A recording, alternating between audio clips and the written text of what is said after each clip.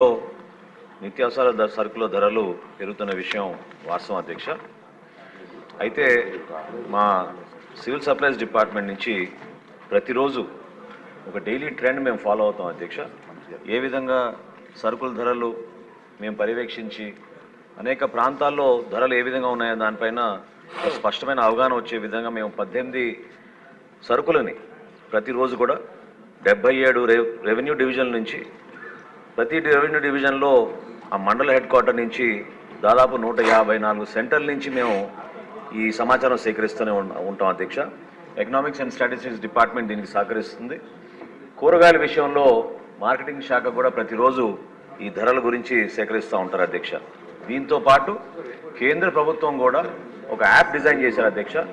అది మన రాష్ట్రంలో 5 ప్రాంతాల్లో విజయవాడ, విశాఖపట్నం, తిరుపతి, కర్నూలు, జమ్మలమడుగు ఈ 5 ప్రాంతాల్లో కూడా ఈ యాప్ ఉపయోగించి సమాచారాన్ని ప్రతిరోజు కూడా కేంద్ర ప్రభుత్వం ఏర్పాటు చేసిన పోర్టల్లో అప్లోడ్ చేస్తూ ఉంటాం అధ్యక్ష. ధరల పెరుగుదలని అరికట్టడానికి మేము తీసుకున్న కొన్ని చర్యల గురించి గౌరవ సభ్యులందరూ కూడా వివరించాలి అధ్యక్ష.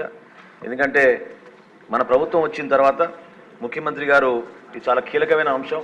దీని గురించి మార్కెటింగ్ శాఖ మరియు సివిల్ సప్లై శాఖ ఇద్దరు కూడా కూర్చుని మాట్లాడి రాష్ట్రంలో వినియోగదారులకి ఇబ్బంది కలగకుండా మనం వెసులుబాటు కల్పించాలని ఆయన ఆదేశాల మేరకు జూలై 8వ తారీఖున ఒక మీటింగ్ ఏర్పాటు చేశాం అధ్యక్ష.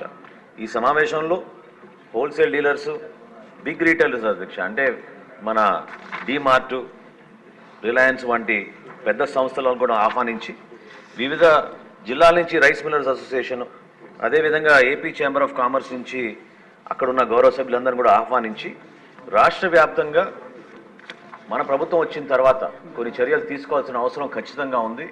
ప్రజలకి వెసులుబాటు మనం కల్పించాలనే ఆలోచనతోటి వాళ్ళతో చర్చించినప్పుడు వాళ్ళందరూ కూడా అంగీకరించి ప్రత్యేకంగా మనం కొన్ని సరుకుల పైన వాళ్ళు రాష్ట్ర వ్యాప్తంగా ఒకే రేటు తీసుకొస్తామనే ఆలోచన వాళ్ళు కూడా అంగీకరించారు అధ్యక్ష. అందులో భాగంగా రెడ్ గ్రామ్ విషయంలో దేశవాళీ అనే ఒక వెరైటీ ఉంటుంది అధ్యక్ష. దాన్ని 181 రూపాయలు ప్రస్తుతం ఆ రోజున రాష్ట్రంలో అమ్ముతూ ఉంటే చిత్తూరు నుంచి శ్రీకాకుళం వరకు ఒకే రేట్లో 160 రూపాయలు పర్ కిలో చొప్పున కందిపప్పును అమ్ముదామని ఆ రోజు ఒక నిర్ణయానికి వచ్చాం అధ్యక్ష. అదేవిధంగా steam rice super fine variety Sona Masuri అంటారు అధ్యక్ష. అది 55 రూపాయలు 85 పైసలు ఉంటే ఆ రైస్ని కూడా వాళ్ళు 49 రూపాయలకి అమ్మడానికి అంగీకరించారు. రా రైస్ ఎక్కువగా మన రాష్ట్రంలో వాడేది రా రైస్ అధ్యక్ష. అది కూడా 52 రూపాయల 40 పైసలు ఉంటే సూపర్ ఫైన్ వెరైటీ దాన్ని 48 రూపాయలకే వాళ్ళు విక్రయించడానికి ముందుకు వచ్చారు అధ్యక్ష. తదనంతరం 11 జూలై నుంచి రాష్ట్ర వ్యాప్తంగా 153 స్పెషల్ కౌంటర్స్ ఏర్పాటు చేసాం అధ్యక్ష. అందులో 86 రైతు బజార్లో ఉన్నాయి, 707 మండల హెడ్ క్వార్టర్స్లో ఉన్నాయి, 308 వివిధ మున్సిపాలిటీలు ఏర్పాటు చేసాం. అదేవిధంగా హోల్సేలర్స్ వాళ్ళ షాపుల ముందు కూడా వాళ్ళు ముందుకు వచ్చి 718 ప్రత్యేక దుకాణాలు ఏర్పాటు చేసి రాష్ట్ర వ్యాప్తంగా ఒక మంచి నిర్ణయం తీసుకుని ప్రజలకి అందుబాటులో ఉండడానికి మా వంతు మేము ప్రయత్నం చేస్తున్నాం అధ్యక్ష.